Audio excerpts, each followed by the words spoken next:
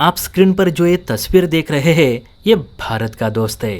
थोड़ा गुस्सेल जरूर है, लेकिन इसके साथ भारत और इजराइल के रिश्ते काफी अच्छे माने जाते हैं। लेकिन इसी व्यक्ति ने फिलहाल भारत के सबसे बड़े दुश्मन का जीना मुश्किल कर रखा है, जिसकी चर्चा इन दिनों मीडिया हाउसेस में काफी हो रही है। आप स्क्रीन पर आर्टिकल में भी देख सकते हैं कि इसने कैसे मांग की है।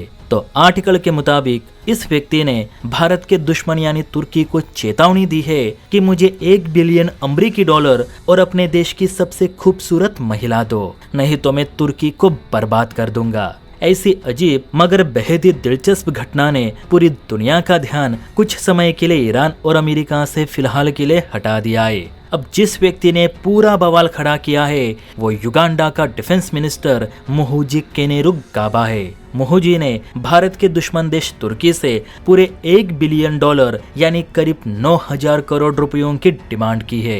इसी के साथ तुर्की की सबसे खूबसूरत महिला को भी अपनी पत्नी बनाने की बात कही है। मुहुजी ने चेतावनी दी है कि अगर तुर्की ने मेरी ये मांग पूरी नहीं की तो मैं युगांडा के 1 लाख सैनिक इजराइल भेज दूंगा और तुर्की की हालत खस्ता कर दूंगा। जानकारी के लिए बता दूं कि जिस तरह से तुर्की भारत का दुश्मन है, उसी तरह से तुर्की इजराइल का भी दुश्मन है। युगांडा को ये बात अच्छी तरीके से पता है कि हाल ही में इजराइल ने एक स्टेटमेंट दी थी कि अब तुर्की भी हमारे लिए नया ईरान बन चुका है, जिसके चलते हम वक्त आने पर तुर्की पर भी हमला कर सकते हैं। और इसी बात का फायदा अब युगांडा उठा रहा है। लेकिन अब आपके मन में सवाल आ रहा होगा कि युगांडा के डिफेंस मिनिस्टर को तुर्की से 1 बिलियन डॉलर और सबसे खूबसूरत टर्किश महिला क्यों चाहिए? तो देखिए, मुहुजी कैनेरुगबागा युगांडा के राष्ट्रपति योवेरी मुसेवेनी के बेटे हैं। योवेरी मुसेवेनी पिछले 40 सालों से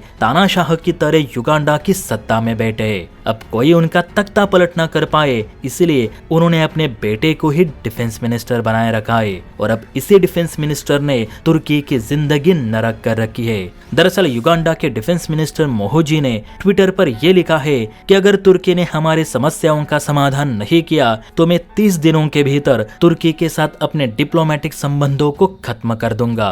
तुर्की को 1 बिलियन डॉलर मुझे देने ही होंगे। अगर तुर्की ने ये काम नहीं किया तो मेरे 1 लाख सैनिक तुरंत इजराइल रवाना होंगे। बताया जा रहा है कि युगांडा के रक्षा मंत्री तुर्की के पीछे इसलिए पड़े हैं क्योंकि ये सारा झगड़ा अफ्रीकी देश सोमालिया को लेकर है। दरअसल सोमालिया में एक आतंकी संगठन है जिसका नाम है अल शबाब। कुछ साल पहले सोमालिया की सरकार ने युगांडा से एक अग्रीमेंट किया था कि आप अपने सैनिक हमारे देश भेजिए और हमारे देश के आतंकी संगठन अल शबाब को खत्म कर दीजिए। इसके बदले हम आपको हमारे तेल निवेश में भागीदार बनाएंगे। अब युगांडा ने वही किया जो सोमालिया ने कहा था। युगांडा ने सोमालिया की प्रोटेक्शन के लिए अपने हजारों सैनिक भेज दिए, जिन्होंने काफी हद तक अल शबाब आतंकियों का दरारा कम किया। लेकिन इसी बीच सोमालिया में तुर्की की एंट्री हो गई। दरअसल तुर्की की नजर सोमालिया के तेल पर थी, जो कि सोमालिया की स्ट्रेटेजिक लोकेशन पर है। आपको बता दूं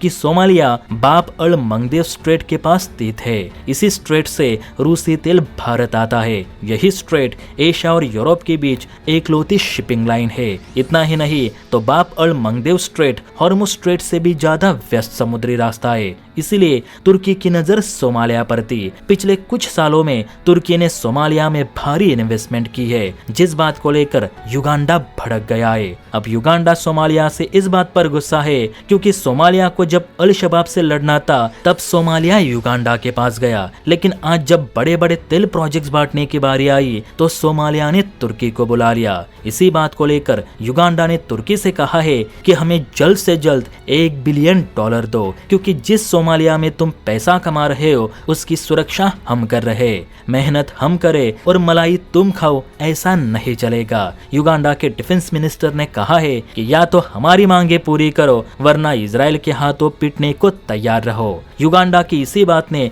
तुर्की की नींद उड़ा दी है, क्योंकि ईरान वॉर को लेकर इजराइल पहले ही तुर्की और पाकिस्तान से नाराज है। ऐसे में युगांडा के सैनिक इजराइल को मिल गए तो फिर तुर्की की पिटाई 200% पक्की है। वैसे क्या आपको युगांडा के रक्षा मंत्री की मांग पसंद आई या फिर नहीं?